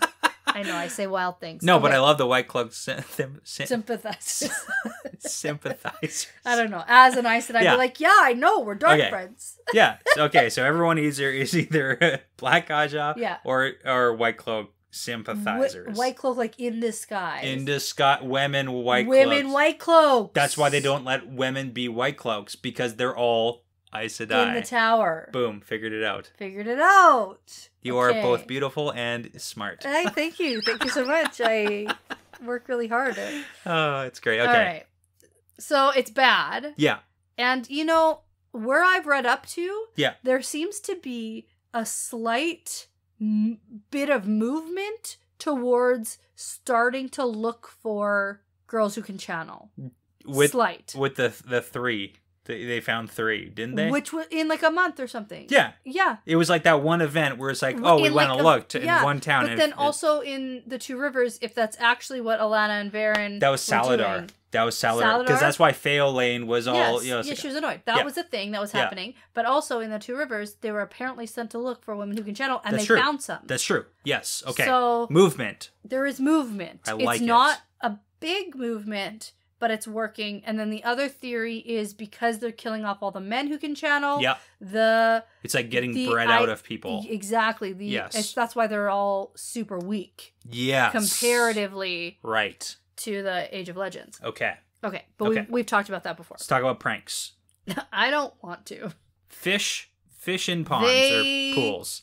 Prank each other lots. And we got this with Swan and Lyanna in Saladar. It's a little bit of a nod to the Fires of Heaven section. Yeah. On that, where they get like quizzed on who did you prank when? Yeah. Kind of situation to prove who they are. Yeah. They love pulling pranks together. They both have a sense of humor.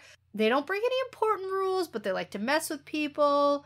They apparently put a fat trout in a fountain and never got found out for it, which is like... Wasn't it like a bunch of trout? Wasn't it like they filled it up with a bunch of fat trout? I don't know.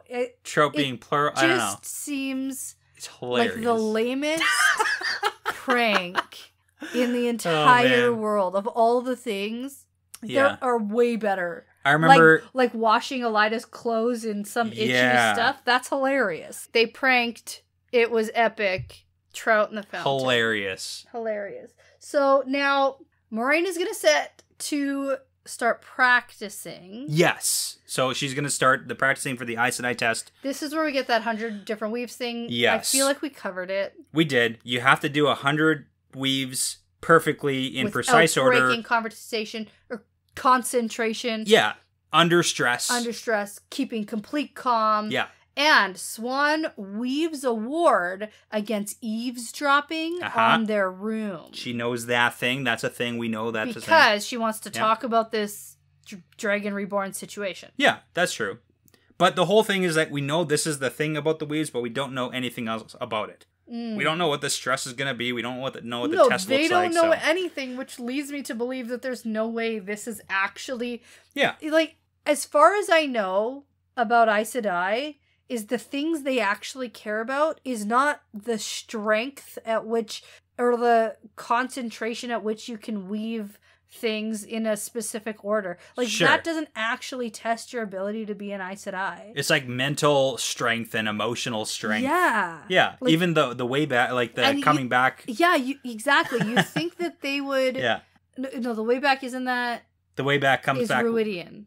No. The accepted test way back comes but once, unless you're I thought naive. you were saying the way back machine, which is the Ruidian. The way back comes but once. Yeah. Way back machine. Yeah. Anyways, I'm just surprised that Moraine and Swan buy this. Yeah. After going through the accepted test, and they know what it consisted of, and it was like nothing you could prepare for. Yeah. And this, they're like, oh, gotta prepare. And it's like, I don't buy it. But they really push those 100 weaves, so. They really do. Yeah. I mean, it's great to practice. These are good things for you to be... Except the weaves literally don't do anything. It's not like learn how to make a fireball. Yeah. That'd be helpful. Balefire. No, just kidding. But, yeah. Yeah. I could see, though, like, practicing concentration with calm. Yeah. You know, while being distracted. Even just handling different and flows. Just, forcing friends to, like, practice with each other. This kind of thing. It's great to practice. Yeah. But I can help create bonds with accepted to become Aes Sedai. Yeah, it's a whole thing. There's a lot of reasons why I think that the Aes Sedai trick the accepted into thinking that this is what their test is. Sure. Okay. But moving on, though, I wanted to mention one thing that Moraine thinks that holding more than 3 weaves at once would be basically impossibly hard for her. Yeah. And I feel like we've got Egwene, Elaine, Nynaeve holding... way more than that, with ease. Not way more. No? No, we've got Rand who can hold like a dozen with no problem. Yes. And the women are like we get Elaine with the weaves with the ship. She was holding so many that it was like thick or something, right? Like the strength of one weave is different than holding multiple weaves. I got the feel that. So, Nynaeve, Elaine, Egwene... I thought that it just drove home the point that they're very strong. That's all I wanted to talk about. But they can. They can do like 3, 4, 5. Yeah. Rand can do like a dozen plus. Yeah. And Moraine and the rest of them can do like 2 to 3. Yeah. Okay. Max. Right. And Moraine is like strong. Yeah. In the tower. She's like top 10. So... Now, Moraine is going through these weaves, and Swan says, do you think the Reds will be able to make themselves leave him alone? And Moraine answers, well, they'll have about 20 years to learn how. Besides, he's the Dragon Reborn. Even the Reds will have to see that he can't be gentled until after he fights the last battle. And this is, oh man, I've never seen Moraine be naive before. So here we are with like innocent, young, idiot Moraine. Yeah. I never thought I would say that. Well, Swan is more on board. She's like, are you sure? Because I heard that like the Reds don't really try to not kill the men. Yeah. So we get information on Reds being extra harsh. Yeah. With men who can channel. And Moraine's like, I don't think so. But I think that might be her upbringing. It probably is, but also the whole Tom and Owen situation, and then Moraine like learns later at least that's true. That is probably true. Yeah. Well, there's obviously something that sparks the thing about Moraine and Swan going to find the Dragon Reborn to protect him against the rest of the Aes Sedai. Yeah. Because there's obviously something that gets learned along the way. Yeah, it's a cover-up. It's like a huge conspiracy cover-up. Like, so. Oh, they're not actually going to protect him. We have to. Yeah. Yeah. Okay. So in the middle of this conversation, the door bangs open and Morelle comes in. Yeah, we get Morelle. Like that Morelle. That Morelle. She's yeah. one of their friends. And it's not a huge deal that she's just banged in. Because she's a friend, yeah. Yeah. Now we get a description of Morelle. Okay. And I have a vocabulary lesson for you. Oh my goodness, I just didn't even. So. Mercurial and gregarious. Yeah, gregarious, mercurial, with a boisterous sense of humor and a bad temper. You use the thesaurus on every word in this thing. I know. Well, I was like, what? Yeah. Yeah, the Joey. Signed a baby kangaroo. The Joey thing. Yeah, okay. So, can you tell me what any of those words mean? Mercurial is like, I actually know. Yeah. Boisterous is like loud. Yeah. Okay. So like boisterous I knew too. Boisterous, but it's still a big word. It is. Okay. Gregarious. It's not a word I haven't heard before, but I don't know how to use it in a sentence. No idea. So it means sociable. Interesting. So really? A person of fond company. Okay. Somebody that you'd want to spend time with. Sure. Gregarious. Okay. Mercurial is like hard to pin down? No, describes someone whose mood or behavior is changeable and unpredictable, or someone who is clever, lively, and quick. Okay, I love it. So it's like somebody who you never know where you stand with them. Okay. Because their mood changes a lot, frequently. Oh, okay. So up and down, but she's also boisterous, which means noisy, energetic, cheerful, or rowdy. She's a good time to have at a party. Unless her mood is like the other way. Dips quickly. In which case, it can still be fun to have at a party if you're like an observer. But she's unpredictable. Yeah. Yeah, she seems. I like it. She seems wild. I like with Morelle. Those words to describe one person. It's hilarious. I like her. Also, there's your vocabulary lesson. That's fantastic. Okay, so Morelle immediately asks, "How long do you think before until the last battle?" And they're like, "What?" And so this is obviously somebody who is gearing towards choosing green because she cares about battles. Yes, and she talks about warders and all that stuff. Yeah. Does she? No, Moraine thinks about how she's voluptuous, but I think it's yeah, they do somewhere in this chapter. It was with Alana. Yeah, right. It's okay. Alana who's like, I love war. I don't know. Sign me up for that battle. Okay, that's what Alana said. Anyways, this mercurial woman. Yeah, gregarious woman. Okay, she offers to help Moraine be thrown off while she's practicing. Let me help do that. Yeah. But then Swan's like, what do you mean? And Morelle says, well, the Aiel is here. Like, why else? What else would I mean? Yeah. Are you two keeping a secret? Oh, she totally calls them out. She's like, wait, what are you guys looking? Because I 100% buy that Moraine and Swan, they're like, when's the last battle? And they're like... And they 100%. Why would you ask that? Not that anyone I don't know cares. what you're talking about. Especially with their answer about how Guitarra died afterwards is 100%. They are not playing it cool at all. No, they suck. I don't know what you're talking about. She died and she didn't even say anything before she died. She said no words. I was handing her the cup of tea. She gasped and said nothing and died. And then died. And whilst saying no words. Okay. Now, I find it interesting that Morelle believes that the Aiel have something to do with the dragon prophecies because some Aes Sedai don't believe that. And it causes lots of... It's hotly debated about the whole prophecies of the dragon referring to the Aiel in something, and we know because the people of the dragon. Yeah, so now the Aiel are here at the walls of Tarvalin. Yeah. And so now Morel thinks that the last battle's coming. Yeah. Well, and it's kind of funny because they are right, and the Aiel do have a lot to do with the Dragon Reborn, but in this sense, it's only for him being born, and they're going to come back in 20 years, and that's when it's actually going to be important later on. That's why it's really cool. Okay, so Swan and Morel go back to distracting Moraine while she's practicing, and after a little bit, the door busts open again. Yeah. And it's another accepted named Tarna. Who's very close to... Tamra. Yeah, I know that. Just in case you needed to make a different name. And you know, with an R and an N beside each other, when it's typed, it looks like an M. Yeah. So, don't worry though. It's good. Doesn't matter. Yeah. So, this is not one of their friends. This woman doesn't seem like she has very good social skills. True. But she also doesn't seem to care. True. So, they're like, go away, Tarna. And she's like, no, I'm here for a reason. The novices have been given a free day, and the accepted all have to go to the Oval Lecture Hall. Oh my goodness. And then... Did you note how Tarna's like, I can't understand why you and Swan, like Moraine and Swan, don't just like move into the same room?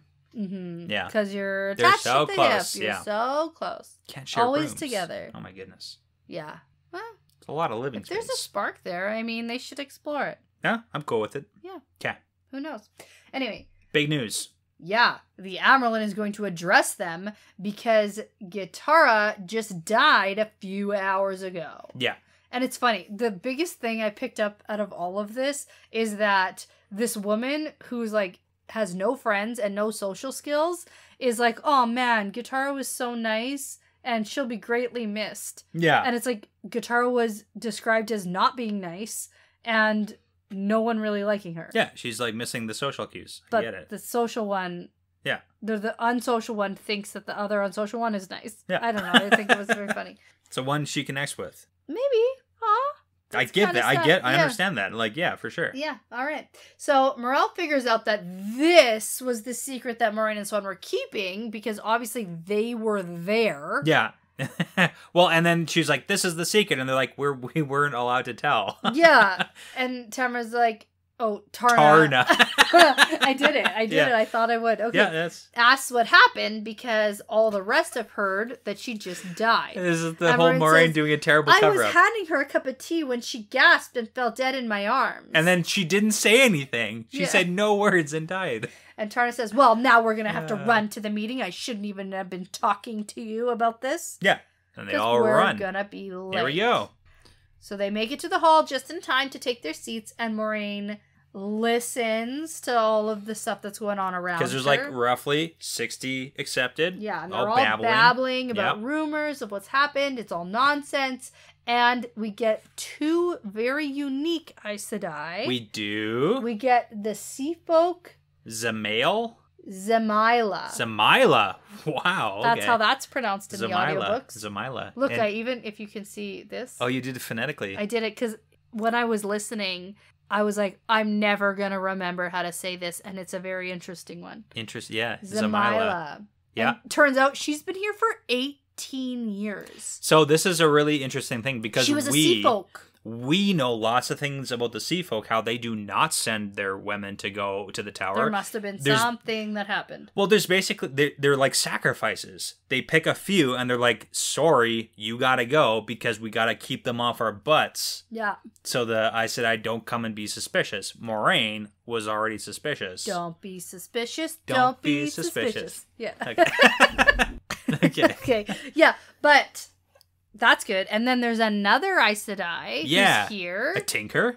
Or I guess an accepted. Yeah. They're accepted. I keep calling them Aes Sedais. They're accepted. Yes, yeah. And it's a tinker. I didn't how phonetically do you say this Aisling? Aisling? Aisling, Aisling, probably, yeah. Aisling. So Aisling asked Moraine and Swan what the foretelling was that Gitara had, because obviously that's what happened. Yeah. Hey, did you listen to some of the crazy, or did you read and write down the crazy rumors that people have? No. They're kind of funny because like one of them's like, oh, we're all going to be tested immediately and become Aes Sedai, and the other is like, we're all going to get sent home because the White Tower is closing. Yeah. Well, I mean, I don't know. It sounds wild. They don't know what's going on. This is all unheard of for them. And all the Aes Sedai are gone out of the tower. And I just found it very interesting. Number one, we got a whole definition about who the Tinkers are. Yes. Again. And then we also, throughout this whole chapter, every time we got introduced to anyone new in the tower, we got a range of years that they have been here. Yeah. And so it seems like it takes 15 years minimum to become an Aes Sedai. For sure. Yeah. Yeah, I mean, if you come to the tower at 15-ish. Yeah. Because most girls, 12, 13-ish. So tower by 15-ish. And then 15 years, you're 30. Yeah, because 30 or 40 sometimes. Some take 6 years as a novice. Some take 10. And then some take, 6 years as an accepted. Some take more. It's like getting a master's degree or a PhD in school. That's what it's like. It's just extra. You're not going to become that until you're 30. Okay, and then I have a question for you. And I don't know exactly when it was in the chapter, but Moraine mentions that she has been studying for 6 years. Yeah. And I wanted to know if that was total since she came to the tower, or 6 years since she became an accepted. And if you don't know, you can say, I agree it seemed total. It seems total. I don't know, but my heart tells me it's total. Because she was raised to accepted after 3 years. Yeah. And then that would mean that it's only been 3 years. Yeah. Which means that even if she went to the tower at 16, she's in her early 20s. Early 20s. Yeah. Okay. Which another 20 years means she's in her 40s. Right. Yeah. Okay. Yeah, because that part matters to me. Yeah. None of the rest of it mattered, but that did. The math works. Okay. And even if it had been 9 years, it's similar. But that puts her mid-40s. Mid-40s. Okay. Boom. There you go. So now the door opens and Tamra, the Amaranth, walks in to the hall. And it's time to give the news. Time for the news. I wrote all the news points down. All right. Share it quickly. Let's do it. Okay, so the news. In Thanksgiving of the safety of Tarvalon, the tower is going to give a bounty of 100 gold crowns to every woman in the city who had a child between the day the first soldiers arrived and the day the threat is ended. So it's being announced right now, and 100 gold is a lot of money. Yeah, that's crazy. And Moraine even thinks about how she thinks Swan hasn't even seen 10 gold crowns before. Yeah, which makes sense. So to just dole out, you get 100 crowns and you get 100 crowns. You had a baby, you get 100 crowns. It seems wild. It's a crazy amount.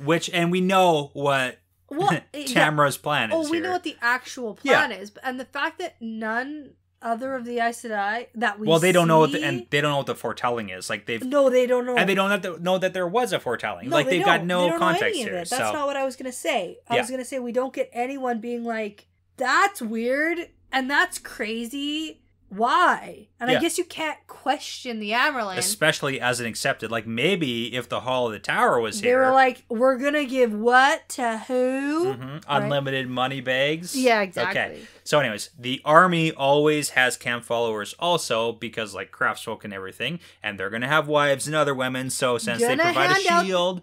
Gonna hand out that cash to all the ladies who had babies. Everybody gets it. Everyone gets the money. And this is when Moraine figures that Tamra must believe that the Dragon Reborn would be born soon. Yes. So at this point, Moraine doesn't think hey, literally right now today when Gitara died. Yeah.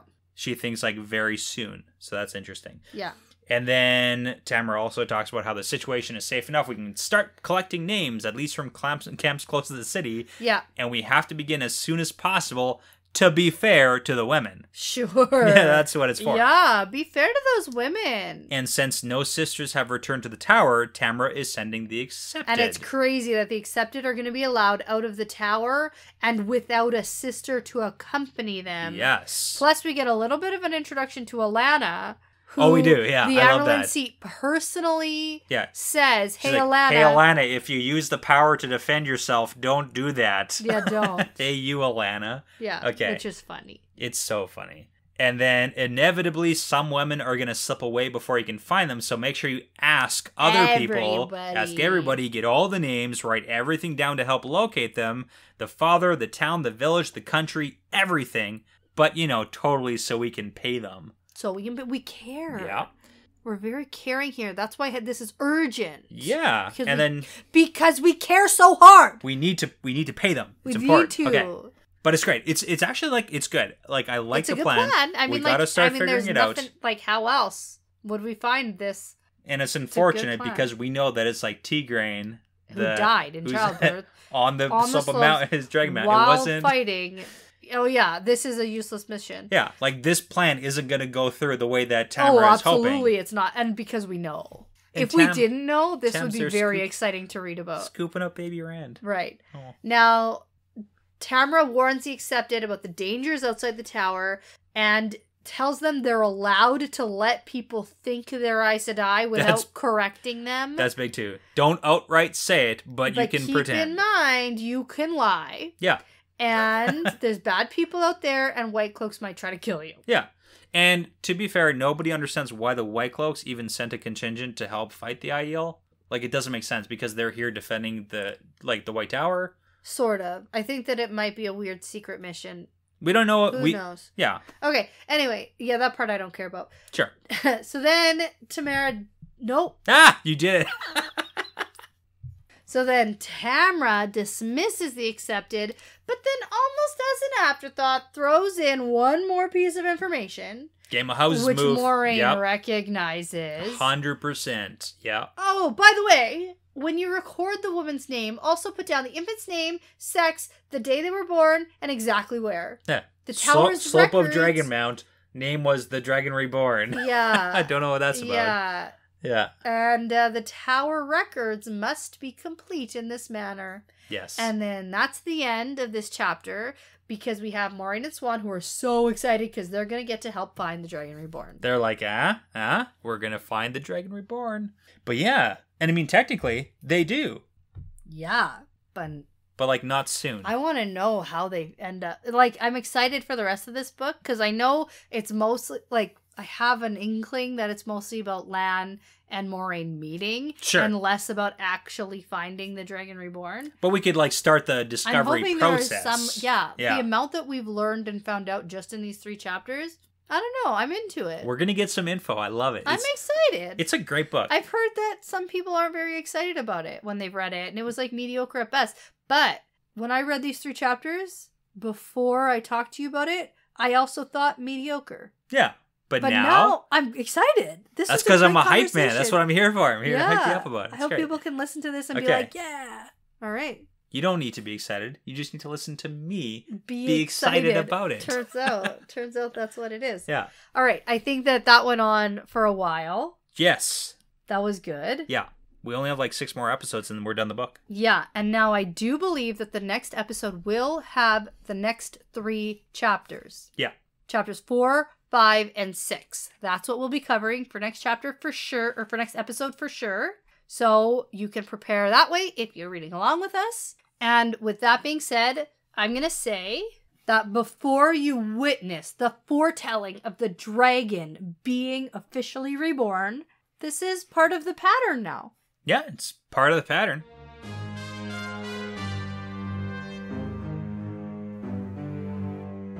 Thank you so much for listening to this episode. The Wheel Weaves is hosted by Dani and Brett, edited by Dani, produced by Dani and Brett with Essen, Passion Socks, Mozyme, Moltude, Benjamin, Michelle O'Brien, Jamie Young, Cody Fouts, Megan Smiley, and Jonathan Reese, with music by Audionautics.com.